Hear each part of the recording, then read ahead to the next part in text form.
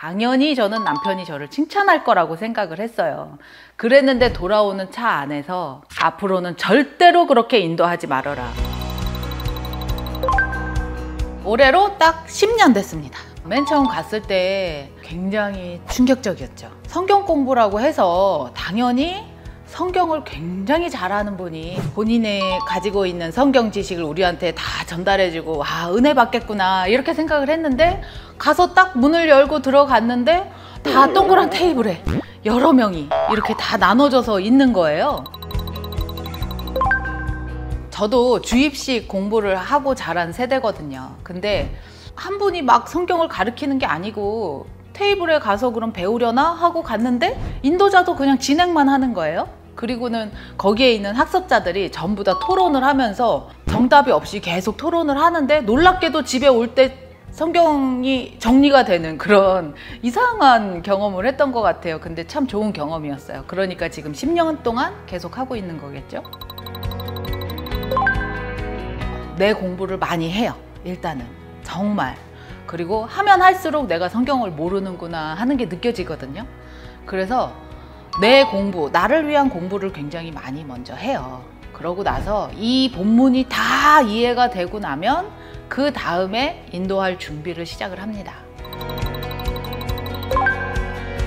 학습자들이 서로 얘기하려고 할 때, 제가 질문을 하나 던졌는데 갑자기 막 서로 얘기를 하려고 해요. 그럴 때는 계속 그런 모임이 흐름이 계속 가다 보면은 오늘은 굉장히 잘 되고 있구나, 모임이, 이런 생각이 들죠. 반대로 질문을 딱 던졌는데 전부 다 조용하고 서로 대답을 안 하는 상태, 그런 상태는 사실 끝날 때까지 너무 힘들죠. 잘못 가고 있는 거예요. 인도한 지 얼마 안 됐을 때예요. 그때는 제가 저의 스타일도 없고 잘하시는 분들을 보면서 막 카피해서 이렇게 해보고 저렇게 해보고 막 이럴 때였거든요. 근데 교회에서 인도할 일이 생긴 거예요. 그래서 이제 남편이 또 그거를 보게 된 거예요. 그래서 저는 최선을 다해서 인도를 했어요. 당연히 저는 남편이 저를 칭찬할 거라고 생각을 했어요. 그랬는데 돌아오는 차 안에서 앞으로는 절대로 그렇게 인도하지 말아라. 당신이 아닌 다른 사람의 말투를 흉내내고 있다. 되게 어색하고 이상하고 자기한테 안 어울린다라는 말을 저한테 하는 거예요. 그래서 순간 차에서 막 제가 얼굴이 빨개지고 남편이 너무 미운 거예요. 그때 제가 어떻게 인도를 했냐면요. 오늘 창세기 1장을 한번 같이 읽어볼까요?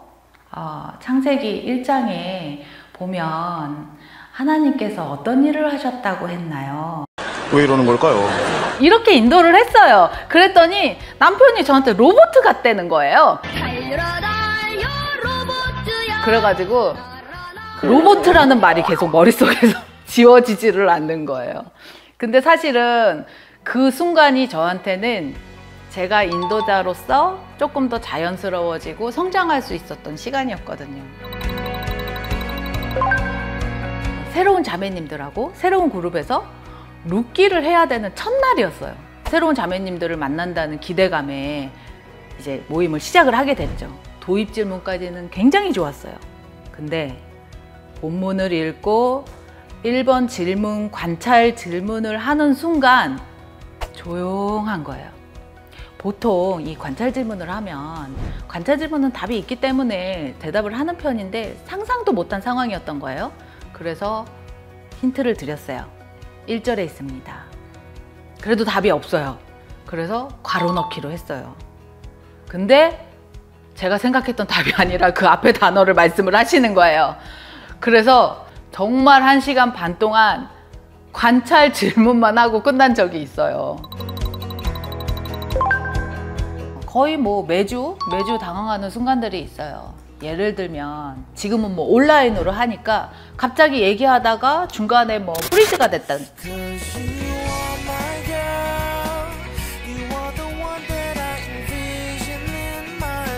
이럴 때는 뭐 사람들이 더 저만 쳐다보고 있으니까 그럴 때는 너무 당황스러워요.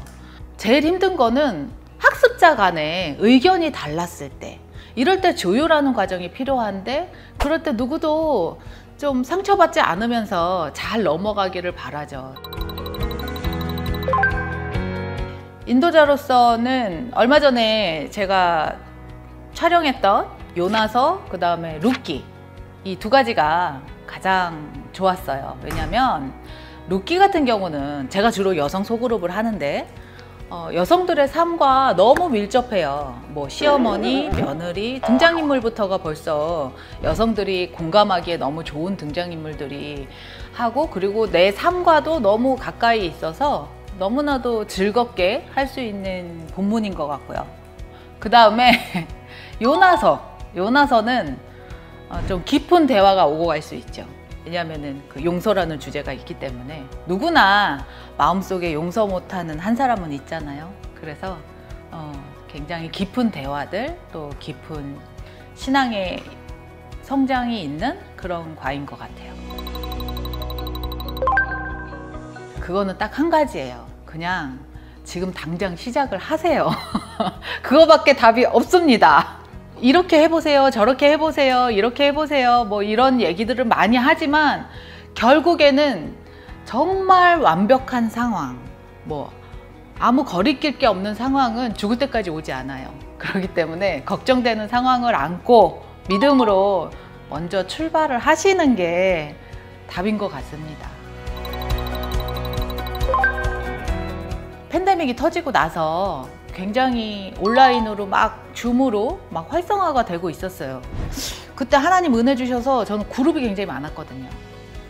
그랬는데 그룹이 많다 보니까 저도 조금 지쳐 있었던 것 같아요. 그래서 좀 쉬고 싶다라는 생각이 들었었는데 그때 이제 마침 온라인 컨퍼런스를 하게 됐어요.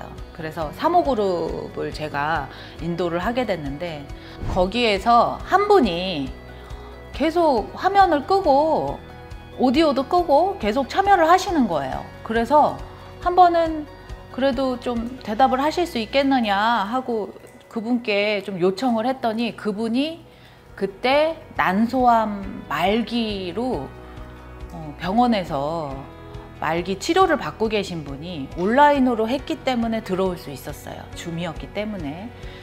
이제 그 컨퍼런스 진행하면서도 계속 서로 기도하고 또 그분도 너무 항암 치료 받으면서 너무 힘드셨는데 한 번도 안 빠지고 끝까지 계속 참여를 하시는 거예요. 그리고 이제 저한테 그러시더라고요. 저는 하나님께서 이번에 만약에 살려주신다면은 사모님처럼 이렇게 말씀을 전하는 일을 하면서 죽고 싶어요. 이렇게 말씀을 하시는 거예요. 그래서 제가 그때 그냥 너무 습관적으로 인도하고 매너리즘에 빠져갖고 있었을 때 그 말이 저한테는 굉장히 의미 있게 지금까지도 굉장히 마음에 많이 새기는 말이거든요. 죽기 전까지 제 가장 하고 싶은 일은 하나님 말씀 전하는 일이라는 거. 그래서 그 귀한 일을 하고 있다는 거, 할 수 있으면 감사하다는 생각을 늘 가지고 있죠.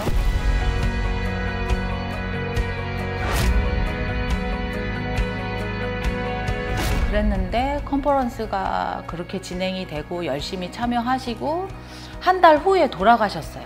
그 사모님이 주신 그런 여러 가지 깨달음 가운데서 인도자에 대한 저의 마음이 완전히 변화됐던 그런 순간이었고 그 컨퍼런스를 통해서 제가 인도자로서 좀 다시 한번 태어났다?